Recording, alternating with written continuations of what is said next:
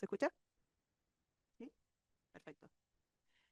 Estamos de vuelta antes del coffee break otra vez.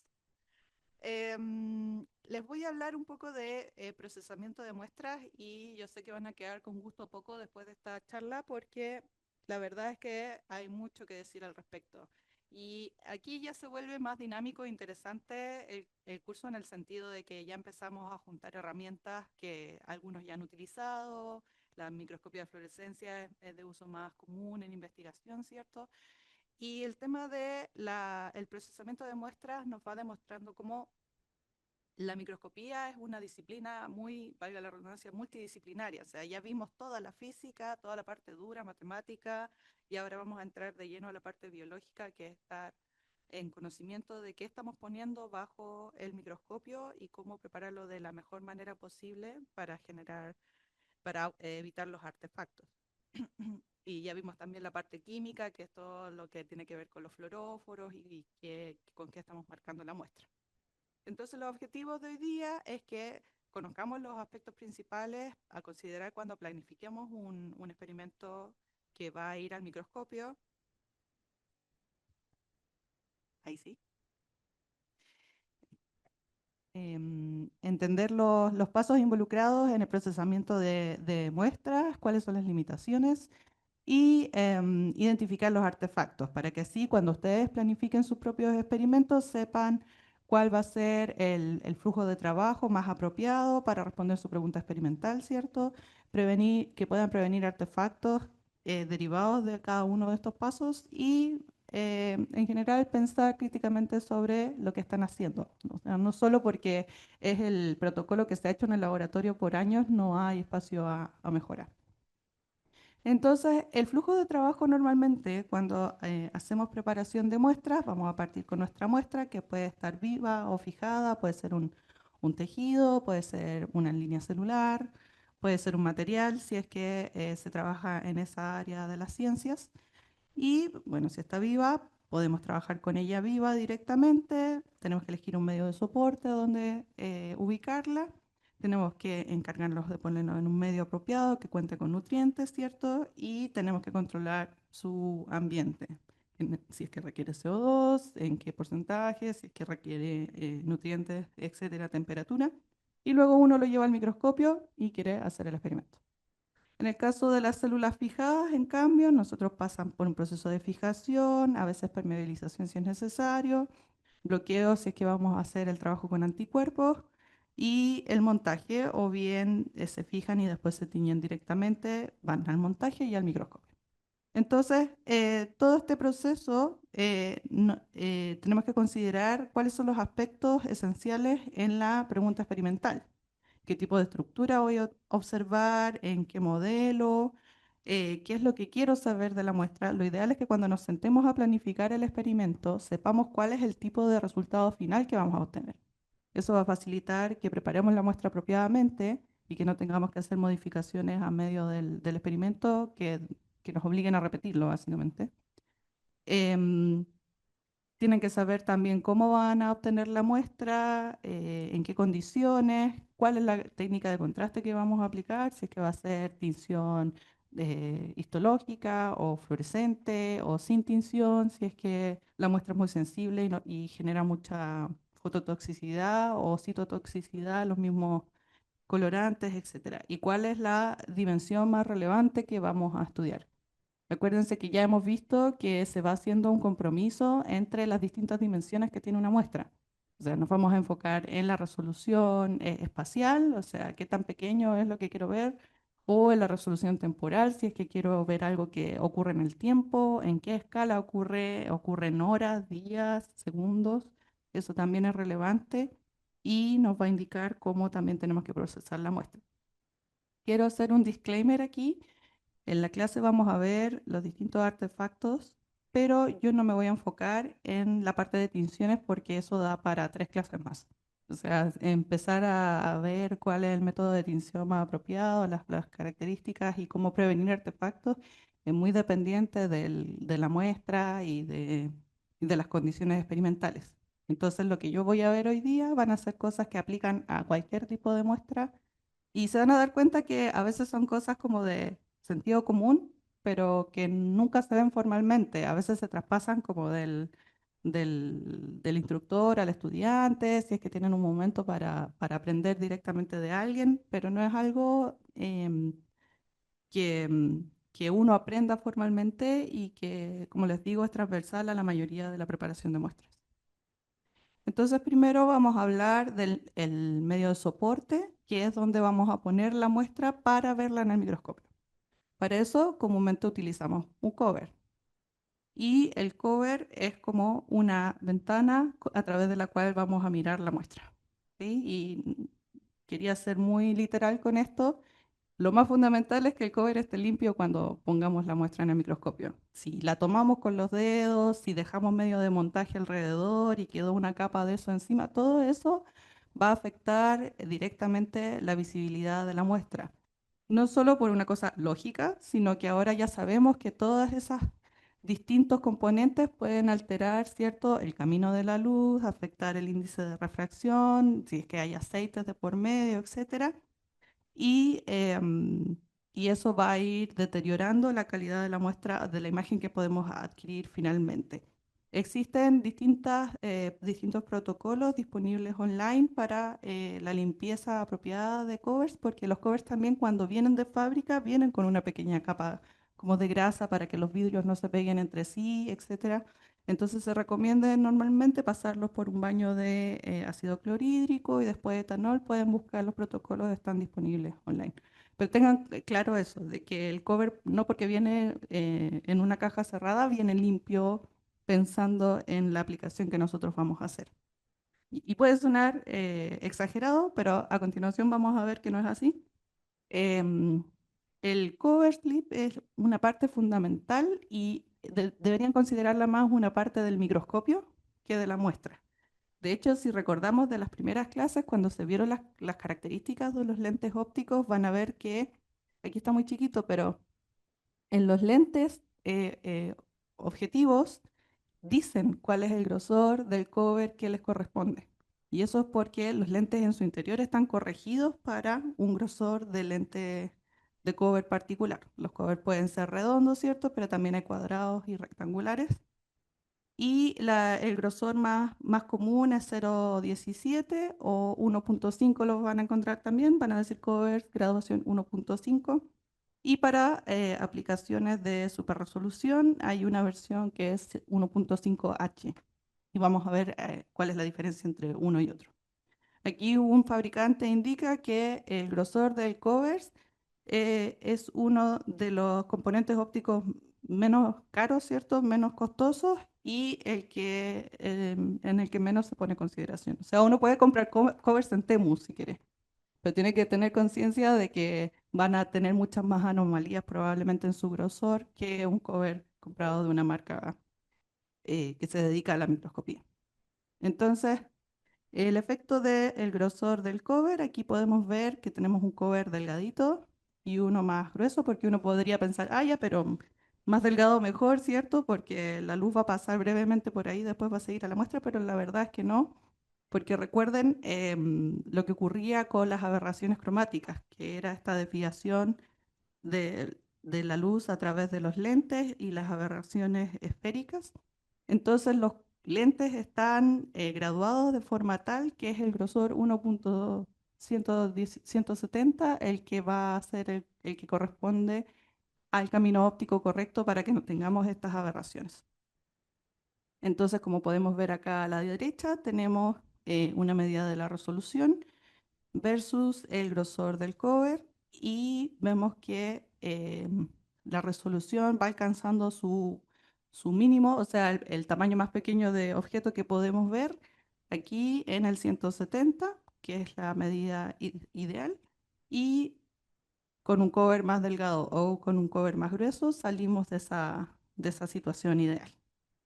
Ahora, obviamente, los covers, cuando uno los compra, vienen en un rango de grosor, en el sentido de que vienen con un error añadido, porque el proceso de creación de los covers no va a permitir que sean todos exactamente 170, por lo menos no está la tecnología para eso.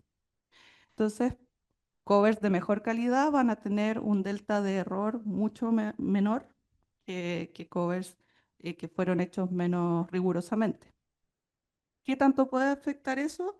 El error del grosor del cover. Aquí podemos ver que con un lente de apertura numérica 0,4, o sea, normalmente un lente de baja magnificación, ¿cierto? Para observación general de la muestra, tenemos aquí la intensidad de la luz y vemos que un lente de apertura numérica baja va a tener casi ningún efecto cuando haya un error del grosor del cover mayor, ¿cierto? Aquí tenemos el error del cover, o sea, eso quiere decir que si mi cover es 170 aquí, aquí es 172, 174, y acá 100 o 200, 310, matemáticas. Entonces, para un lente de baja apertura numérica no va a haber problema, pero aquí podemos ver que por un lente de 0,95 por, un 40 puede ser, o un 63 por, un lente de alta apertura numérica, ya con un error del 0,01, perdemos casi el 50% de la intensidad de la luz. Entonces ahí se ve efectivamente la importancia del grosor del cover cuando ya trabajamos a alta resolución o altas magnificaciones. Y por eso es que existen estas variantes de covers que lo que tienen para hacer mejor calidad es que el delta de error es mucho más pequeño, está en un rango como del 0,05, mientras que los covers que son normales tienen un rango de error del 0,020, 25 más o menos. Y aquí podemos ver lo mismo, pero en números, como a medida que aumenta la apertura numérica del lente objetivo, vamos perdiendo cada vez mayor porcentaje de luz que llega efectivamente al detector. Entonces, cover muy importante. Pero no siempre podemos poner nuestras muestras en covers porque son muy grandes, porque necesitan estar en líquidos y el cover es una superficie plana, ¿cierto? Entonces, en ese caso, existen estos adaptadores para covers que son unas especies de pocillos. Entonces, tiene una plaquita inferior que tiene el tamaño justo para un cover de 25 milímetros, por ejemplo. Luego va un O-ring que evita que el agua se escurra y luego tiene esta parte superior que genera una especie de pocillo, como podemos ver aquí en la imagen. Entonces aquí nosotros podemos tener células sembradas en el cover y sobre esto ponemos medio y así seguimos trabajando con el cover que compramos originalmente, pero podemos trabajar en esta dimensión con medio que mantiene las células. Asimismo, existen otros tipos de soporte y eso va a depender de la aplicación. Por ejemplo, los multipocillos van a permitir que nosotros podamos hacer técnicas de alto contenido o high content screening en las que nosotros podemos poner aquí 96 muestras, hacer 96 tratamientos distintos y ponerlo en un equipo motorizado que pueda adquirir imágenes en todos los pocillos de forma automática. Aquí hay pocillos más grandes de 24, existen portaobjetos con 8 pocillos, si es que no queremos utilizar mucho volumen, ¿cierto? También camaritas que tienen canales para hacer experimentos de flujo. Y también existen estos placas de Petri con fondo de vidrio y pueden ser con fondo de vidrio normal para microscopía o pueden ser con un plástico óptico que está hecho especialmente para ver en microscopía y que no tiene tantas deformaciones ni es tan grueso como el plástico normal. Recuerden que si ponen una placa de 24 directamente en el microscopio, va a ser muy difícil que vean algo, quizás en un 20 por sí, porque la distancia de trabajo lo va a permitir, pero el lente de mayor aumento no, el lente no va a alcanzar a atravesar el plástico de la base del pocillo para ver las muestras. Entonces van a tratar de enfocar y lo que van a hacer es chocar el lente contra la placa y nunca van a lograr enfocar porque la distancia focal no lo permite. Así que en este caso tenemos estas otras aplicaciones. En el caso del espécimen, ahora nos enfocamos en la muestra per se.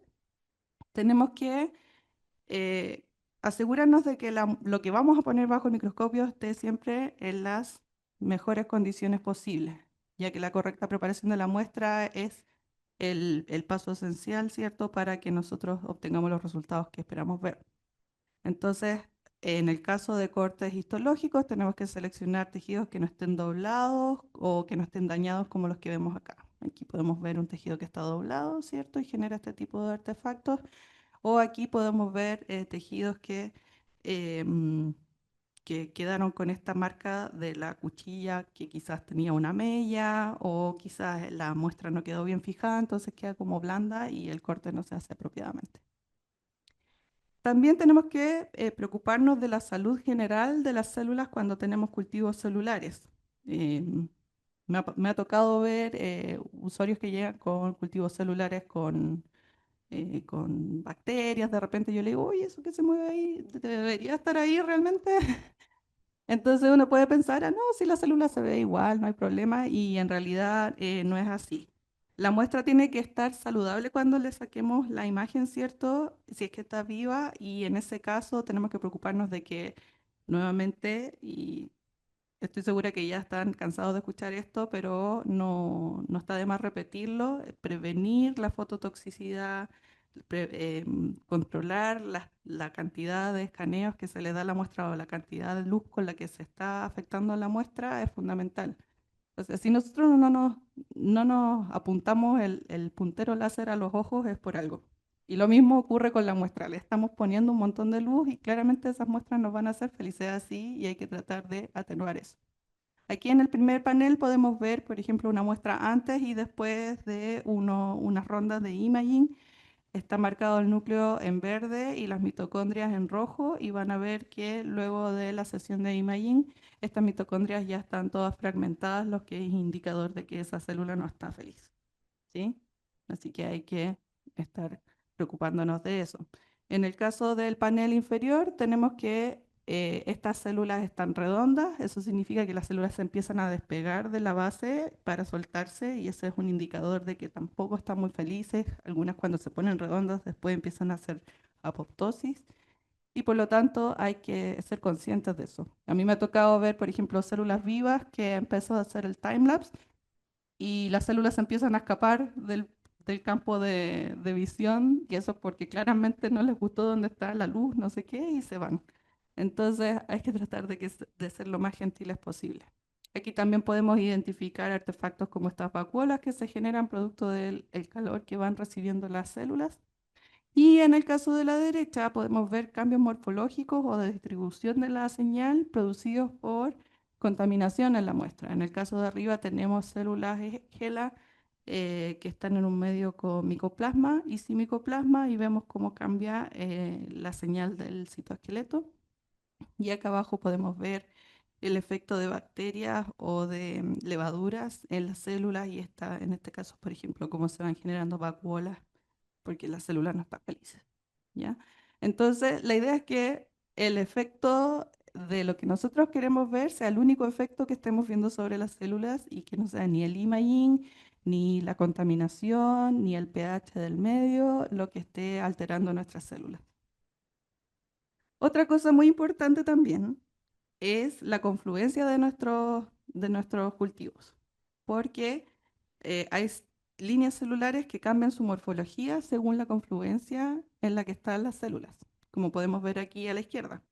En baja confluencia, las células están ahí poligonales, bien bonitas, y cuando aumenta el cultivo, el porcentaje de confluencia, vemos que van cambiando su morfología. Entonces también va a depender de lo que queramos ver, qué porcentaje tenemos que utilizar y tratar de ser consistentes con eso. Yo sé que de repente es viernes en la tarde y lo último que uno quiere hacer es contar células antes de irse a la casa, pero eso significa que yo no voy a perder la semana siguiente porque la confluencia no era la adecuada. O peor aún, no importa, voy igual y saco las fotos. Ah, bueno, después esas fotos no sirven.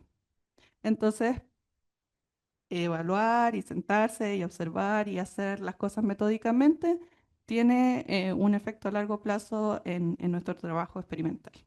La confluencia asimismo tiene efectos sobre la distribución de la marca. En este caso podemos ver células con tinción para ocludina y pueden ver que a baja confluencia la expresión de esta proteína es baja, entonces no hay mucha expresión y la marca fluorescente se ve más bien al interior de la célula, ¿sí?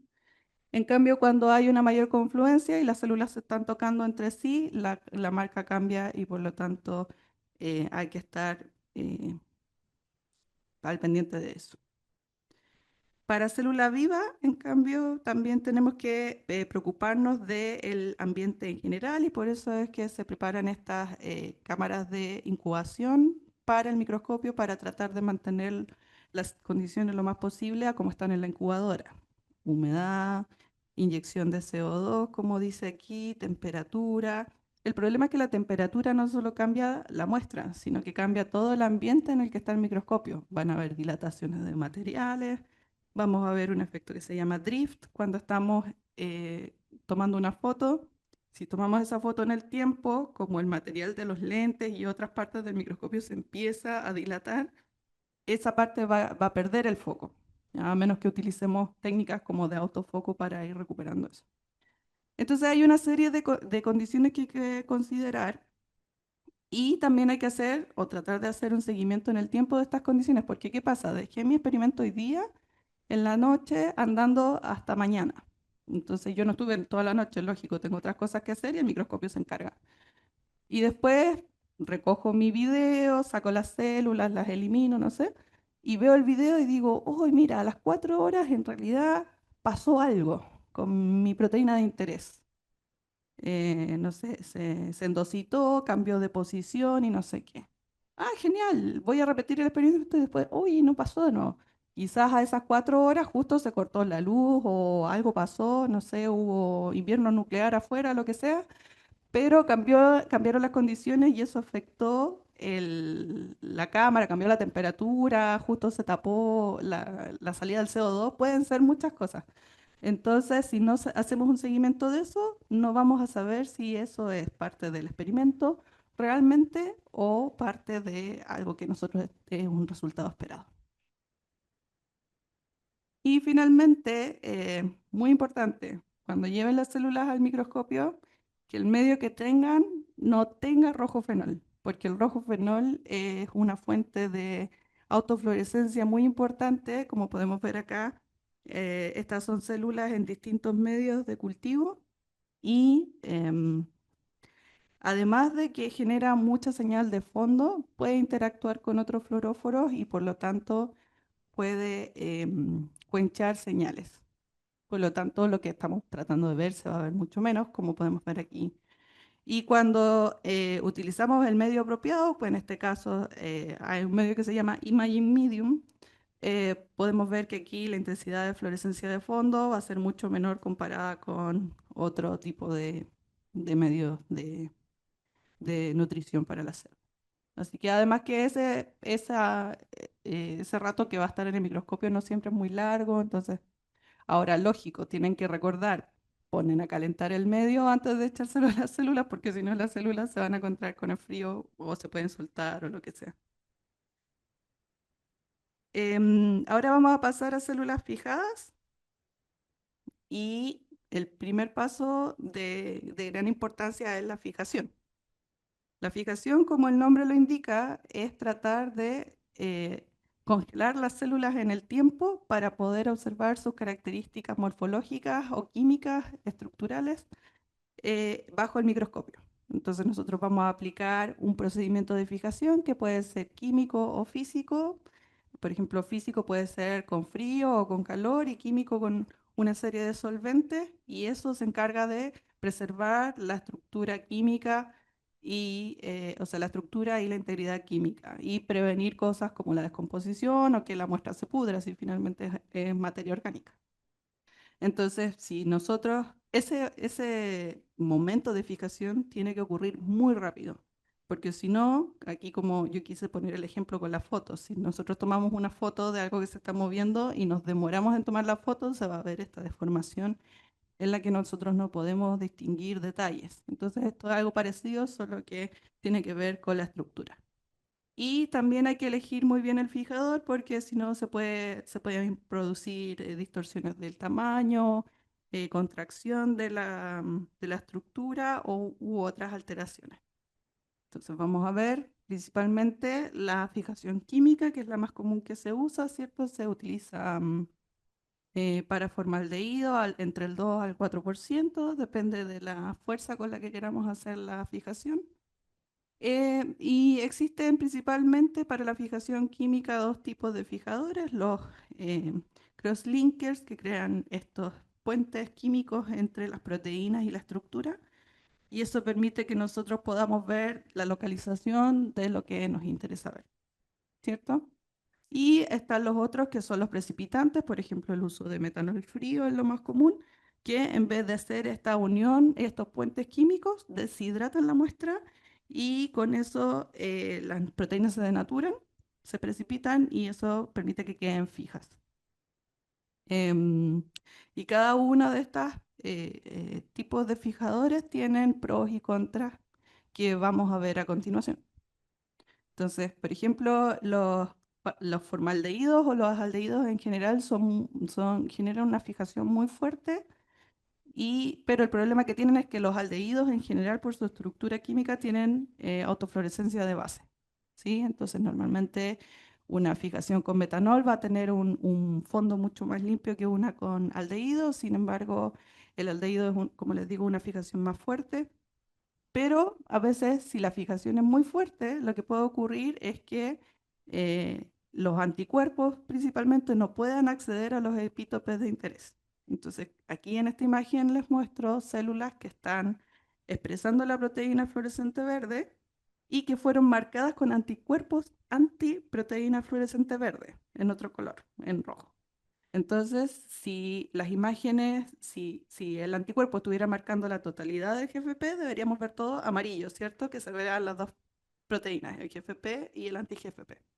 Sin embargo, como vemos acá, tenemos la mezcla de las dos señales y la proteína fluorescente se ve verde al medio y rojo por fuera. Eso significa que el anticuerpo no penetró correctamente y llegó a todos los epítopes del GFP. Entonces ahí lo que está pasando puede ser que la célula no se permeabilizó correctamente, eso quiere decir que, porque los anticuerpos son unas moléculas enormes, ¿sí? No entran naturalmente a la célula. Entonces nosotros al fijar después lo que hacemos es permeabilizar la célula y eso se hace con detergentes y depende de la fuerza de la permeabilización, si es que el anticuerpo este puede penetrar la membrana externa o incluso la membrana nuclear si nos interesa algo que esté dentro del núcleo. Con eso va a depender la fuerza de la permeabilización. Entonces aquí podemos ver que si no permeabilizamos correctamente, estos anticuerpos no van a penetrar y no nos van a marcar lo que nosotros esperamos ver. Y eso nos puede dar, obviamente, em, una interpretación errada de lo que estamos observando. Entonces podemos mejorar esto ya sea aumentando la permeabilización o em, es- utilizando otro tipo de fijador que permita un acceso más fácil de los anticuerpos o del colorante que se utiliza. Ahora, el método de fijación también puede prevenir que nosotros marquemos correctamente las proteínas y esto va a ser lo único que voy a tocar respecto a tinción.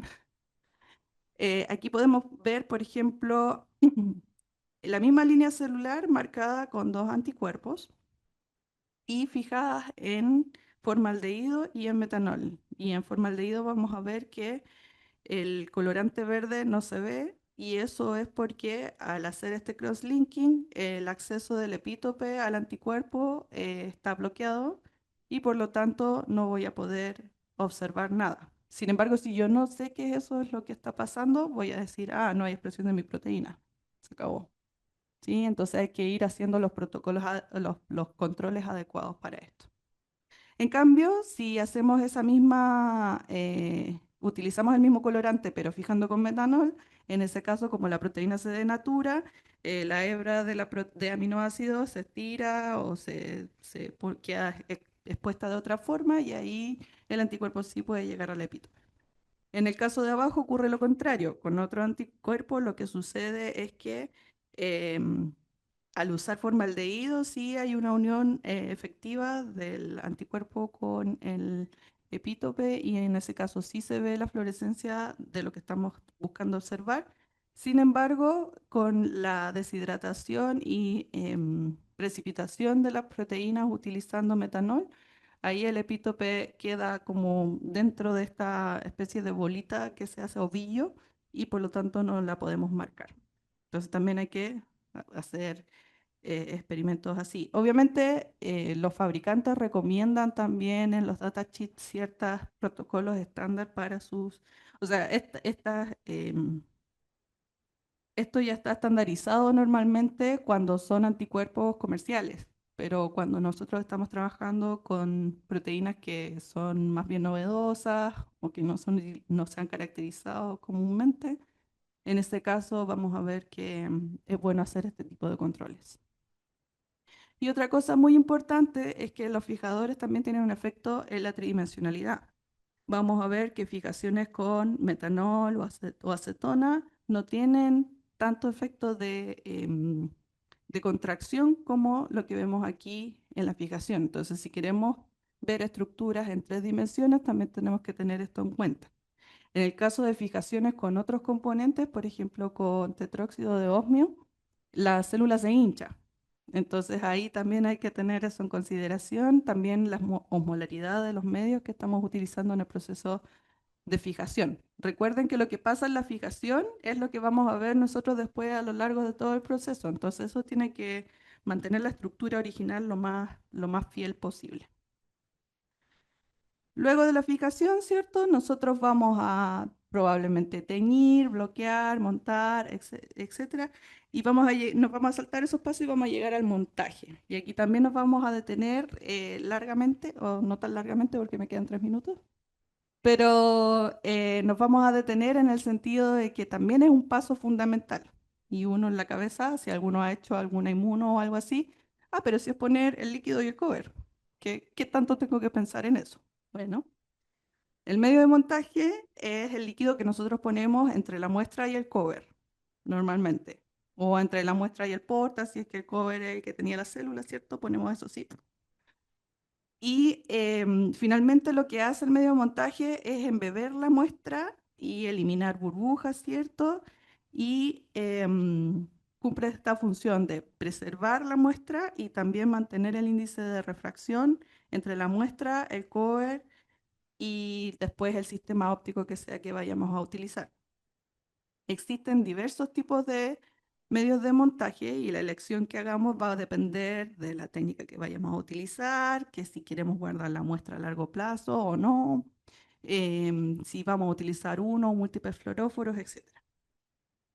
Entonces, principalmente hay dos tipos de medios de montaje, los que curan o que se endurecen y los que no. Y cada uno tiene pros y contras. Los que se endurecen, que son así como resinas, suelen utilizarse principalmente para muestras que uno quiere que duren mucho. Em, y estas normalmente uno las pone, las deja un rato y ya se endurece, el cover no se mueve, ¿cierto? Quedan bien protegidas ahí las muestras y uno las puede guardar por harto tiempo. En ese tipo de muestras, por ejemplo, si uno cuida bien la muestra, puede durar 2 meses y todavía vamos a poder ver algo de fluorescencia.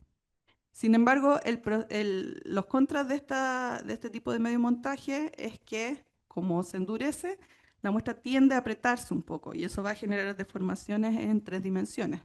También requiere un tiempo de curación, eso quiere decir de endurecimiento, para llegar a su índice de refracción establecido en el datasheet.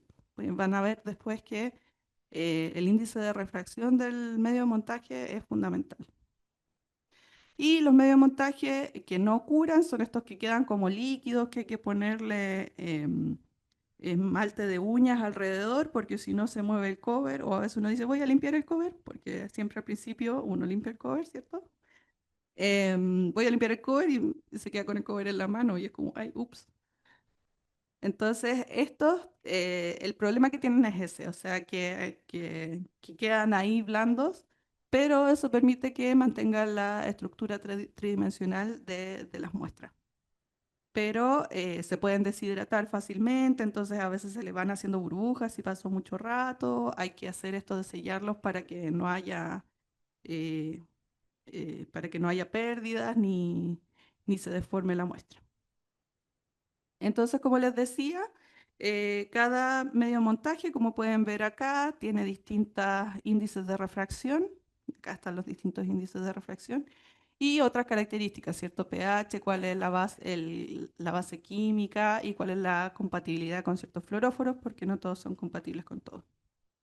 Ahora, una cosa en la que no hemos reparado y quizá es importante señalar, el índice de refracción tiene 3 cifras decimales. Eso quiere decir que la importancia del cambio de este número tiene un efecto tal que es importante seguir hasta 3 decimales su cambio, ¿sí?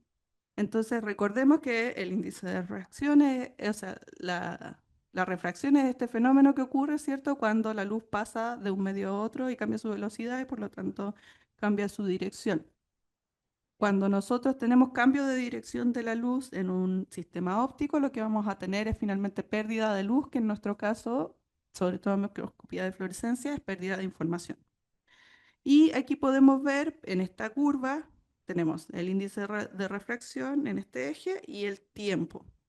Y este es el tiempo que demora en curar distintos tipos de medios de montaje. Entonces tenemos aquí Prolong, Glass, Diamond, esto es de una compañía, ¿cierto? Y lo que vamos a ver es que, como les mencionaba, no es que nosotros pongamos la muestra en el medio de montaje y la podemos llevar al microscopio al tiro. Además que, si ese medio de montaje es de los que se endurecen y caen en el lente, yo les voy a cortar la cabeza, porque despegar eso del lente después es muy difícil. Entonces, tengan paciencia, planifiquen bien sus experimentos y consideren un tiempo de curación que sea óptimo, no solo porque se van a arriesgar a que haya violencia en el facility, sino porque no van a alcanzar el índice de refracción apropiado para mirar sus muestras. Y eso tiene efectos, lógicamente, en qué es lo que estamos viendo. Aquí podemos ver fotos tomadas con el mismo lente, pero con un índice de refracción. Este lente está corregido para índice de refracción del agua, ¿sí? 1.3333. Y si nosotros hacemos la foto de la misma muestra, pero con un medio de inmersión de índice de refracción de aceite, que es 1.5, vamos a ver una pérdida no solo en la intensidad de la señal, porque esta foto tuvieron que cambiar los parámetros de adquisición para que pudiéramos verla. Entonces, por lo tanto, hay una pérdida de la intensidad de la señal y del poder de resolución del lente que estamos utilizando. Así que hacer match del índice de refracción, muy importante. ¿Por qué ocurre esto? Vamos a ver que se va generando una pérdida de la resolución por difracción de la luz, básicamente. Entonces aquí podemos ver un tamaño de una vid versus el índice de refracción adquirida en un lente que está hecho em, para inmersión de aceite, que es 1.5. Entonces vamos a ver que si sacamos una foto de la vid en las condiciones ideales, la vid se ve redonda y como corresponde. Sin embargo, a medida que nos vamos alejando del índice de refracción que corresponde, esta vid se va deformando también. O sea, la imagen, recordemos que nosotros tenemos el objeto, pero lo que vemos a través del microscopio es la imagen del objeto. Y aquí a la derecha está esto cuantificado, viendo cómo va aumentando el error de lo que estamos cuantificando a medida que nos alejamos de este índice de refracción apropiado.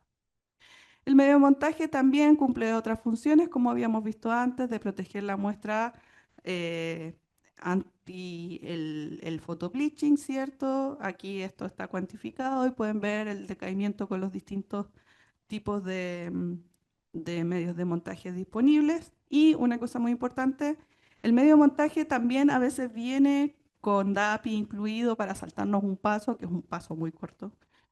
Y en realidad eso no es muy recomendado porque normalmente lo que hacen es que generar mucha señal de fondo. Aquí pueden ver, por ejemplo, esto también es de un datasheet de un producto en el que se compara un medio de montaje con DAPI de la marca esta y un medio de montaje de otra compañía. Y van a ver que se genera este fondo. Pero aún así, lo mejor para evitar esto es no utilizar medios de montaje que vienen ya previamente marcados Otra cosa para prevenir esta señal de fondo es hacer varios lavados antes de montar, porque a veces se hacen pocos lavados y lo que ocurre es que igual queda marca, tinción flotando en el medio y esto va obviamente a permear el medio de montaje. Y también, si se puede, preferir medios de montaje resinosos porque la permeación de las tinciones en ese medio es mucho menor.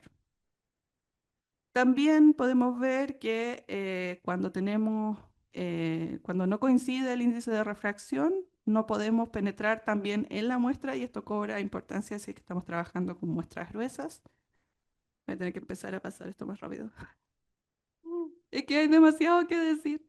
Eh, mm, Ahora, el mediomontaje también ayuda a preservar la tridimensionalidad de la muestra y esto también es súper importante. Cuando pongan el cover, no lo aprieten contra el cubre, que a veces hay gente que hace eso, así como que, ay, para sacar las burbujas o lo que sea, y en realidad lo que vamos a ver es esto.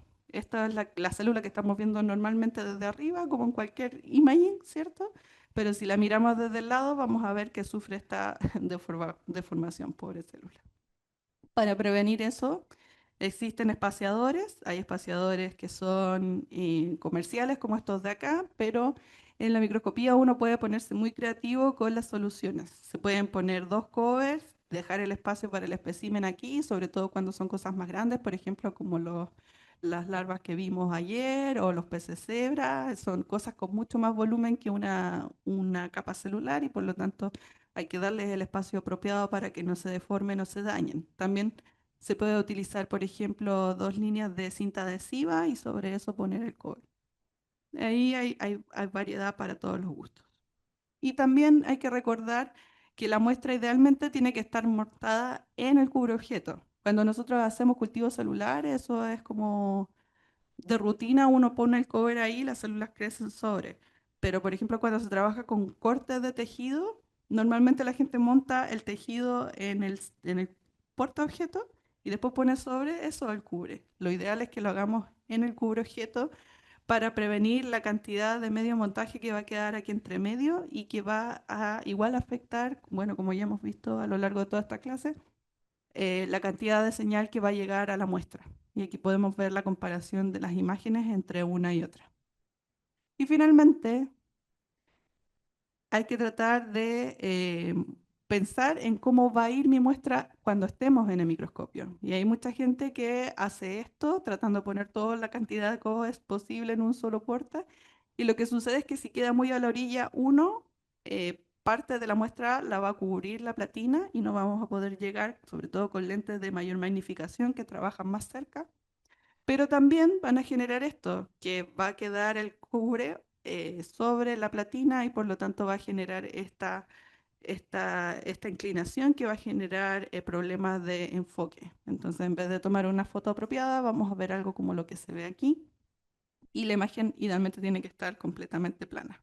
Para eso se pueden poner menos covers o redistribuir las muestras de esta forma. De hecho, vi en las salas de microscopía acá que tenían un cartel que diga no ocupe los pocillos de la orilla porque probablemente ahí el lente va a chocar con la platina, hay mucho riesgo de dañar el lente también, pero sobre todo porque no van a poder hacer su experimento de forma apropiada. Entonces, para cerrar, y me pasé unos minutos, pero no quiero que con esto se vayan abrumados y, ay, no sé qué hacer, todo es un artefacto y lo que estoy viendo es mentira. Hay muchos papers que cubren esto. Hay uno, por ejemplo, que se va así al extremo, un paper de Nature que dice, tenemos que probar todo en célula viva. Y es una muy buena opción hacer eso. Si voy a trabajar con células fijadas, oye, ¿qué pasará en célula viva? Y hago un experimento cortito solo para ver si esto tiene consistencia en célula viva, que tiende a ser un entorno como más cercano a la realidad que las células fijadas. Pero en general hay que hacer ciencia de forma rigurosa, ¿no? Sentarse, pensar bien el experimento, hacer los controles apropiados, pensar críticamente lo que les decía al principio, no porque el protocolo que se lleva usando años funciona, no por eso no tiene espacio a mejora, ya sea porque hay nuevas tecnologías, nuevos tipos de reactivos disponibles, etcétera. Y siempre se puede sacar una foto más linda y que va a requerir menos procesamiento después. Muchas gracias.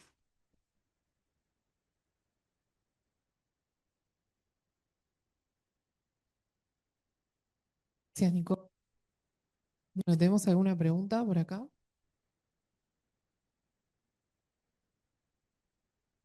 Fuiste muy clara, Nicole, te voy Ay, a decir. Bueno, a ver desde el Zoom, quería pedirle tal vez si Marcos no puede leerlas, capaz que Tina puede, porque tenemos un tema de que el receptor del micrófono está adelante y la computadora que tiene las preguntas está atrás y no se escucha a veces bien el micrófono. No sé si Marcos querés intentarlo o Tina.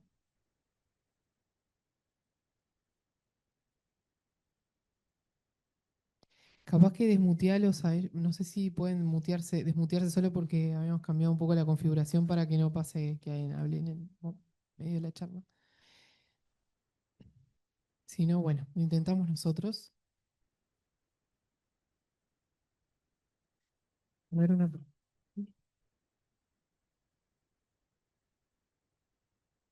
No, no importa. De... ¿Se había desmuteado? No, no importa. Vamos a ver las preguntas. Bueno, nos pregunta Iván desde, no sé en realidad de dónde, perdón. Iván dice, ¿cuánto es el promedio de la vida útil de un cover y cómo puedo aumentarla? Nosotros usamos esmalte de uña para sellar alrededor, ¿es correcto? ¿Y cuál alternativa es mejor? ah, Ah, sí. la primera es la duración del cover, el vidrio o una muestra ya preparada. Esa me Claro, quedó. yo creo que está hablando de la muestra ya Sí, preparada, no sí, solo del porque vidrio. los covers de vidrio lo que uno puede hacer es hacer este lavado con ácido clorhídrico que les contaba al principio y después en vez de secarlos y guardarlos, lo que uno tiene que hacer es guardar los covers en una solución con etanol y Claro. o en agua destilada. Y cuando los sacas, los pasas por etanol y los dejas secar al aire y ahí los ocupas. En el caso del vidrio como tal. En el caso de las muestras, si son en medio de montaje que cura, pueden durar hasta 2 meses si las cuidas bien a 4 grados Eso Celsius depende y de en oscuridad. dónde las almacenes y cuánto. Sí, ¿Cuándo? sí. Y cuando son medios de montaje que son blandos, ahí duran un poco menos, pero porque se tienden a deshidratar, a pesar de que uno los sella con el esmalte. Y el sellado del esmalte es algo muy transversal, se ocupa en todos lados, así que funciona bien a menos de Ujú. que el esmalte tenga algo como muy, muy intenso que penetre la muestra, pero nuevamente como la muestra ya está fijada, no Sí. debería haber un cambio morfológico importante después. Yo lo que sí hay una recomendación que muchas veces usamos el rojo, porque el rojo es a veces el esmalte que no usamos tanto y lo traemos al laboratorio. Y muchas veces tienen los compuestos del esmalte de uñas rojo o esos colores brillantes tienen fluorescencia. Entonces, Ah, si a uno, no me ha pasado, entonces si a uno a veces cuando pinta alrededor se le escapa un poco hacia adentro, a veces se justo queda enfrente a la muestra y no se ve bien. Digo, hay que limpiar bien después la claro, superficie donde está la ventana que estamos teniendo la muestra. la Pero traten de ventana. usar brillitos Transparente, transparentes claro. y no usar esmaltes con color. Ahí Rodrigo tiene algo para decirnos también. El esmalte transparente también tiene autofluorescencia y tengan cuidado que hay algunos que vienen fluorescentes a propósito. Sí, me ha pasado, me ha pasado. Me llegó gente con ese tipo de esmalte y me dijo, ay, sí, viste qué lindo cómo florece. Sí, llévate la muestra, por favor. Sí, no todos. Yo uso uno que no tiene fluorescencia, pero hay que probar. Pero tengan cuidado con eso porque sí, que, que la fluorescencia esté también en el esmalte de uñas. Y después la otra pregunta, ahí se escucha. ¿Cuál medio de montaje que endurece se usa comúnmente? ¿Alguna recomendación? De los que se usa comúnmente, el Prolong funciona muy bien. De Vectachil, bueno, también el Fluoromont es acuoso, pero tiende a endurecer con el tiempo y es bastante estable también. Pero el Prolong recomendaría, yo creo que es de los más robustos. Sí, en la clase de Alejandra ayer estuvo hablando de los medios de montaje, hay algunas recetas caseras, nosotros tenemos algunas con Dabco, que es el agente Ujú. antidecayente que podemos compartir, así que les podemos pasar que quieran después también algunas. de algún medio de montaje que sea casero y salga más barato, porque lo que tiene es el precio también del Sí, prolong. claro. Es otra pregunta. Así que, si FP es fluorescente después de una fijación con parafernaldehído. Sí. Yo siempre lo vi, pero Sí, no sé sí, no no le hay afecta. pérdida de la señal. No. No. Ok. Tenemos varias preguntas más, Sí, ahí se van pero a ir haciendo muy específicas las preguntas. sí, Además, esto de la preparación de muestras da para mucho. sí, sí. Ahí tenemos una pregunta acá del público. Con lo que el corte quede en el cubre. Ujú, Vos si poner, estoy con una criosección, que la levante el cubre. claro, la sacas del agua, pero con el cubre en vez de sacarla con el porta. Ah, pero Ah, pero en criosección de OCT, en OCT, por ejemplo, la recibes, ahí la ¿qué onda? recibes en el cubre. La levantás. Sí, Aparte el cubre es re finito y lo partís. sí, hay que desarrollar la Y después, motricidad fina. Es pero que es muy después, difícil, sí. pero para el tratamiento de un inmune y todo, te aguanta. Sí, se aguanta. Y entonces, para la polielisina también lo pones, hacer el tratamiento en el cubre. Sí, la otra opción que tienes es hacerlos con cortes flotantes, que es que el corte lo van pasando en las distintas soluciones y al final lo depositas sobre el... Sí, no, flotando así. Así como pescando, tú no con un pincel o con algo muy delgadito vas tomando Pero un corte 7 micras, ¿sí? no haces bolsa. Sí, no se aguantan. Sí, Ah, pero y después le pones el prolong y después el porta arriba del cubre. claro, Ahí te aguanta también. sí, sí. Pero eso es lo mismo que poner el cubre sobre el porta. Es más pesado. Sí, no, sí, se aguanta. Y Sí, bueno, esto también, la preparación de muestras es para ser algo que, microscopista hay una que curva desarrollar de mucha sabiduría. aprendizaje muy, Sí, muy lenta y si es así de delicado en óptica, en electrónica es mucho, sí, mucho con más el mayor. Así que sí, muchas gracias.